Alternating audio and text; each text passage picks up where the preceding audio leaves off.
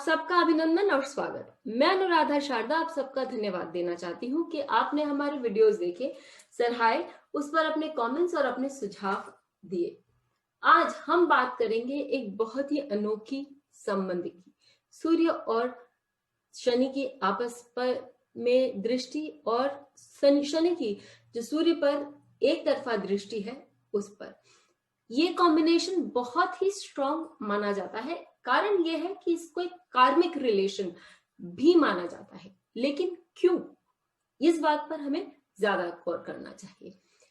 सूर्य शनि दोनों आपस में पिता और पुत्र का उनका रिलेशन है और यह हमें सबको मालूम है। छाया के साथ सूर्य ने जो व्यवहार किया वो शनि देव को अच्छा नहीं लगा, जिसके कारण शनि देव ने इस पर काफी सोचा, मंथन किया। उन्हें जो बुरा जिस बात का लगा उसके कारण उन्होंने गहन तपस्या भी करी और अपने पिता के कर्मों पर या अपने पिता के समान जाने जाने के लिए उन्होंने बहुत जो तपस्या विष्णु जी की और शिव जी की एक साथ करी, उसके लिए वो सराहनीय भी है। अर्थात जब इनका रिलेशन चार्ट में हमें दिखाई देता है तो एक पिता से प्रभावित होना या पिता को अपने बल का अस्तित्व बताना, ये भी चीज, ये दोनों बातें उभर कर हमें चार्ट में दिखाई देनी चाहिए।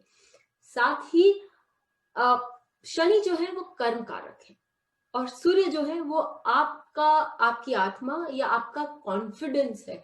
तो जब शनि की दृष्टि सूर्य पर पड़ती है तो ऐसे स्थिति में वो आपको या आप जिस कारण से मनुष्य पृथ्वी पर आता है उस पथ पर चलने के लिए बाध्य भी कर सकता है। काफी सारी चीजें हैं, फिर हम एक बार दोहरा लेते हैं कि सूर्य और शनि के बीच में दो संबंध हो सकते हैं, जैसे कि हर किसी ग्रह पर हो सकता है। एक तो कंजंक्शन यानी युति का और दूसरा परस्पर उनके एस्पेक्ट का या उनकी दृष्टि का। युति पर हमने पहले भी वीडियो बनाया है, यदि आपने नहीं देखा तो जरूर देखें, उसमें काफी सारी चीजें आपको खुल के सामने आएंगी। अब जहां हमारे दृष्टि की बात आती है तो दृष्टि दो प्रकार की होती है, फुल या पार्शियल। जब सूर्य और शनि परस्पर 180 डिग्रीज में होते हैं एक दूसरे के साथ, वहां यदि द्वितीय भाव में सूर्य या शनि हुआ तो सामने अष्टम भाव में शनि या सूर्य होंगे। इसी प्रकार 1 7 3 9 4 10 5 11 और 6 12 में उनकी स्थितियां हो सकती हैं। एरीज और लिब्रा या फिर टॉरस और स्कॉर्पियो, मिथुन और धनु, कर्क और मकर, सिंह और कुंभ और कन्या और मीन, ये भी संबंध हो सकता है। तो इन सब बातों को हमें जानना जरूरी है, क्योंकि जैसे जो भी प्लैनेट जहां बैठता है उस भाव के, उस राशि के, क्योंकि वहां नक्षत्र भी आ जाते हैं, तो उनका जो संबंध है या उनका जो उनकी कार्य प्रणाली है उसमें अंतर आता है। इसी प्रकार उनकी युति में या उनके एस्पेक्ट में भी डेफिनेट प्रभाव पड़ेगा और अंतर आएगा। तो इन सारी चीजों को देखते हुए जब पार्शियल एस्पेक्ट आता है तो केवल शनि ही सूर्य को देखते हैं, उसमें तृतीय जो एस्पेक्ट है वो या दशम दृष्टि है वो होता है जब शनि अपनी दशम दृष्टि सूर्य पर डालते हैं, क्योंकि दशम भाव आपके कर्मों का भाव है। शनि की दशम दृष्टि क्योंकि कर्म कारक है सूर्य पर पड़ती है, जो कि आपके पिता का भाव है या आपके पिता का कारक है या फिर आपके लाइफ पाथ का कारक है। तो हो सकता है या 99 केसेस में, 99 आउट ऑफ 100 केसेस में जो मैंने अपनी रीडिंग्स में देखा है और किताबों में जो थोड़ा बहुत मैंने समझा है वो ये है कि वो फादर से इंस्पायर होकर व्यक्ति अपने काम पे लगता है और फिर उसी पथ पर आगे बढ़ जाता है।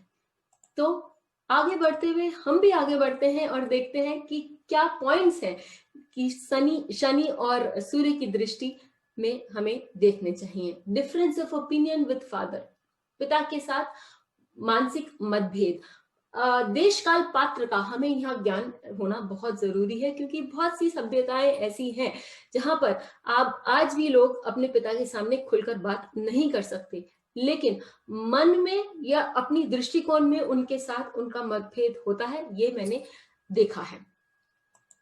साथ ही हम ये भी देख सकते हैं कि पिता के का बहुत छोटी सी उम्र में व्यक्ति, यदि स्पेशली जब वो 1-7 की दृष्टि हो, तो ऐसी स्थिति में पिता के से दूर हो जाता है व्यक्ति बहुत ही छोटी उम्र में, और अपने पिता को अपनी काबिलियत दिखाने के लिए ऐसा व्यक्ति हमेशा तत्पर रहता है।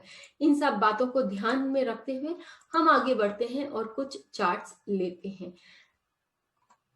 सबसे पहले हम लेते हैं कपिल शर्मा का चार्ट। उनके चार्ट में सूर्य जो है वो एकादश भाव, चतुर्थ भाव का स्वामी होकर एकादश भाव में विद्यमान है। उनका जो लग्न है वो ऋषभ लग्न है, और सूर्य बैठे हुए हैं मीन राशि में, और वहां से परस्पर दृष्टि है उनकी शनि के साथ। शनि कन्या राशि में बैठे हुए हैं गुरु के साथ, दोनों ग्रह जो है वो वक्री है, और शनि दशम भाव और नवम भाव के स्वामी हैं। पिता से इंस्पिरेशन उनको डेफिनेटली मिली। उनके पिता एक बहुत ही स्ट्रेट लेस्ड जॉब में थे, पुलिस कांस्टेबल थे, लेकिन वो हमेशा पिता से आगे बढ़ना चाहते थे और कुछ अलग करना चाहते थे। सर्विसेज में नहीं जाना चाहते थे, बड़ा नाम करना चाहते थे, जहाँ की उनके दोनों के बीच में मतभेद था, लेकिन पिता ने उन्हें कभी बाध्य नहीं किया। मतभेद हमेशा रहता था, और जब छोटी सी उम्र में 18 साल के थे तब इनके पिता को कैंसर हुआ, और कॉलेज पढ़ते पढ़ते इनके पिता का देहांत भी हो गया। अपने पिता को ये हमेशा चाहते थे कि अपने टैलेंट्स दिखाएं और उससे कुछ कमा के उनके पिता की सहायता करें, लेकिन वो कर नहीं पाए, जिसका उनको हमेशा दुख है, और उनके इंटरव्यूज में भी काफी बार उन्होंने बोला है। तो पिता को प्रूव करना अपनी काबिलियत का, वो हमें अच्छे से यहाँ दिखाई देता है, और अपने पिता के साथ मतभेद भी हमें समझ आता है। अब हम एक नजर राशि और भाव पर भी लेते हैं। पंचम भाव सेलिब्रिटी हुड का भाव है, लेकिन साथ ही वो रिस्पॉन्सिबिलिटी का भाव भी है, और एकादश भाव आय का भाव है, लेकिन साथ ही बड़े कंपनीज के बारे में भी बात कर सकते हैं, या बड़े एसोसिएशन के बारे में भी बात कर सकते हैं। उनके पिता इंडियन पुलिस सर्विसेज में थे, कांस्टेबल थे, और उनके पिता ने उनको गाइड किया कि वो आगे चले बढ़े, क्योंकि यहाँ पर बेनिफिक प्लैनेट्स का भी बहुत इन्फ्लुएंस है। शुक्र उच्च का होकर लग्नेश होकर सूर्य के साथ बैठा हुआ है, और गुरु जो एकादश भाव का स्वामी है वो शनि के साथ बैठा हुआ है। इसके लिए उनके पिता ने उनके साथ कभी जबरदस्ती नहीं करी। उनके विचारों में मतभेद था, और उनके पिता को इस बात को समझ नहीं आती थी कि वो किसी परफॉर्मिंग आर्ट्स की तरफ क्यों जाना चाहते हैं, लेकिन उनके साथ मतभेद या मारापीटी आदि ऐसा कुछ नहीं हुआ। शनि जो है पंचम भाव में बैठा हुआ है। जैसे मैंने आप लोगों को पहले कहा कि पंचम भाव जो है वो सेलिब्रिटी हुड का डेफिनेटली है, लेकिन अपने बड़ों की बात सुनना, बड़ों का मान रखना और बड़ों के लिए केयर करना वो भी बताता है। और क्योंकि ये कालपुरुष कुंडली का कन्या राशि है, जो कि रिस्पॉन्सिबिलिटी का भी भाव होता है, जो कि कर्म का भी भाव होता है, ऐसी स्थिति में उन्होंने अपने परिवार वालों की, खासकर अपनी माँ की जो है रिस्पॉन्सिबिलिटी ली उनके पिता के देहांत के बाद, और आगे बढ़ते चले गए। तो हम यहाँ देख रहे हैं कि पिता को उन्होंने दिखाना चाहा अपना पराक्रम, अपना जो हुनर था, लेकिन वो नहीं दिखा पाए। लेकिन पिता की जो रिस्पॉन्सिबिलिटीज बनती थी वो उन्होंने अपने सर माथे पर ले लिया और आगे वो बढ़े। यहाँ बहुत सुंदर बात ये देखने को मिलता है कि रेट्रोग्रेड जो दो प्लैनेट्स हैं, चाहे वो गुरु हो या शनि हो, वो दोनों हस्त नक्षत्र में हैं। और हस्त नक्षत्र की एक खूबी है कि मनुष्य यदि कर्मठ हो, कुछ करना चाहे, तो उसे अपने जीवन में बहुत सारे चेंजेस लाने की स्वाधीनता मिलती है। और सूर्य जो है उनका रेवती नक्षत्र में है, जो कि एक बहुत सुंदर सौम्य नक्षत्र है और एक गाइडिंग फैक्टर की तरह लोगों के जीवन में काम करता है। तो हमने कपिल शर्मा के जीवन में ये देखा है कि उनको ऐसा नहीं कह सकते हम कि उनके जीवन में संघर्ष नहीं रहा है, लेकिन जो उन्होंने चाहा उससे कहीं ज्यादा उन्होंने प्राप्त किया, और ईश्वर करे कि आगे भी प्राप्त करते रहें। फिर हम चार्ट लेते हैं लता मंगेशकर जी का। लता मंगेशकर के चार्ट में आप यदि देखेंगे तो उनके चार्ट में शनि जो है वो फिर नवम और दशम भाव के स्वामी बनकर दशम अष्टम भाव में विद्यमान है, और सूर्य उनका कन्या राशि में पंचम चतुर्थेश होकर पंचम भाव में विद्यमान है। यहाँ सूर्य की दृष्टि शनि पर नहीं पड़ती, लेकिन शनि की दशम भाव की जो दृष्टि होती है, दशम दृष्टि है, वो सूर्य पर पूर्ण रूप से पड़ती है। ऐसी स्थिति में जैसे पहले आपको बताया कि सूर्य जो है वो अपना पथ बताता है, पिता बताता है, और शनि कर्म कारक होने के लिए उनको बाध्य करता है कि पिता के पथ पर चले या पिता के दिखाए हुए पथ पर अपना जीवन व्यापन करे, या पिता को दिखाने के लिए अपना जीवन पथ का चयन करे और आगे बढ़े। पिता की अकस्मात मृत्यु होने के कारण लता मंगेशकर, जो सबसे बड़ी थी अपने भाई बहनों में, और भाई बहनों की का भरण पोषण करने के लिए वो अपने घर से बाहर निकली, और पिता के ही मार्गदर्शन पे, यानी क्योंकि उनके पिता ने उन्हें म्यूजिक की बहुत अच्छी ट्रेनिंग दी थी, तो उसी मार्ग पर चल के उन्होंने अपने और अपने भाई बहनों के लिए जीविका ढूंढी और आगे बढ़ती चली गई। ये क्योंकि ये अष्टम भाव से शनि उनको दृष्ट कर रहा है, तो हो सकता है कि ये इनके लिए ऐसे भी बहुत कार्मिक रिलेशन दिखाई देता है।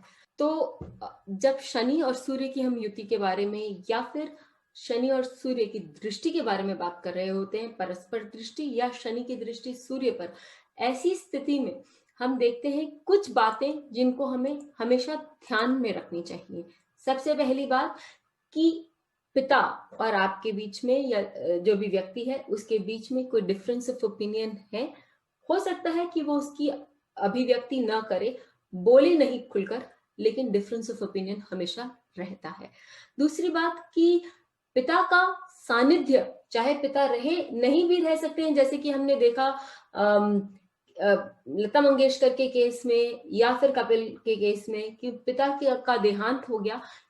पिता का देहांत भी हो सकता है, या तो फिर पिता से दूर भी व्यक्ति रह सकता है, काम के कारण, व्यवसाय के कारण, या फिर एजुकेशन के कारण हॉस्टल में रह सकता है। ये सारी चीजें हो सकती है, और वो व्यक्ति अपने पिता को अपनी प्रतिभा दिखाने के लिए हमेशा तत्पर रहेगा और चाहेगा कि उसके पिता है उसकी जो प्रतिभाएं हैं या उसकी जो कलाएं हैं उस पर खुश हो या अपनी अभिव्यक्ति किसी भी प्रकार करें। तो इन सब बातों को हमें जानना जरूरी है, और इस कार्मिक रिलेशन को समझना जरूरी है कि शनि या तो सूर्य को प्रभावित करेगा कि अपने कर्म पथ पर अग्रसर हो, या सूर्य शनि को बाध्य करेगा कि वो व्यक्ति कर्मठ हो और अपनी ऊंचे मुकाम को प्राप्त करे। नक्षत्रों का भी इसमें बहुत बड़ा हाथ होता है। ये देखा जाता है कि वो सौम्य नक्षत्र है, क्रूर नक्षत्र है, उस तरह से हम बता सकते हैं कि जो व्यक्ति है उसके पिता जो है उसको दंडित करेंगे, क्योंकि सदभिष नक्षत्र के साथ यदि रिलेशन हो गया तो हो सकता है कि दंडित करें या बहुत स्ट्रिक्ट हो। और हमने देखा कि जहां हस्त नक्षत्र आया या फिर जहां की रेवती नक्षत्र आया, वहां पिता ने बहुत ही सौम्य ढंग से बच्चे का भरण पोषण या मार्गदर्शन किया। जरूर लिखकर बताएं कि आपको ये वीडियो कैसा लगा, और अपने कमेंट्स और सुझाव छोड़ना ना भूलें। फिर मिलेंगे, तब तक के लिए धन्यवाद।